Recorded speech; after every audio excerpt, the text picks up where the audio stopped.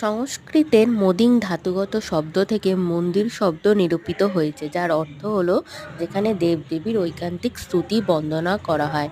শ্রীরামকৃষ্ণদেব বলতেন যে ছাদে উঠবার জন্য সিঁড়ির প্রয়োজন হয়, কিন্তু সেখানে পৌঁছে গেলে আর সিঁড়ির প্রয়োজন হয় না। এইখানেই হিন্দু মন্দিরের তাৎপর্য নিরূপিত হচ্ছে।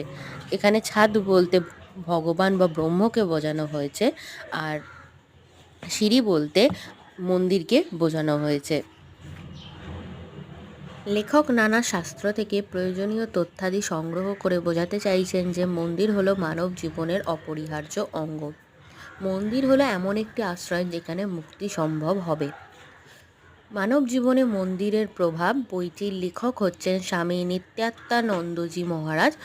এই বইটি রামকৃষ্ণ মিশন লোকশিক্ষা পরিষদ থেকে প্রকাশিত বই। তোমরা এই বইটার পিছনে রামকৃষ্ণ মিশন লোকশিক্ষা পরিষদের প্রকাশনী বিভাগের আরও সংক্ষিপ্ত পুস্তক তালিকাও পেয়ে যাবে বইটার শেষে, এবং বইটির পেজ সংখ্যা হচ্ছে 37 পৃষ্ঠা।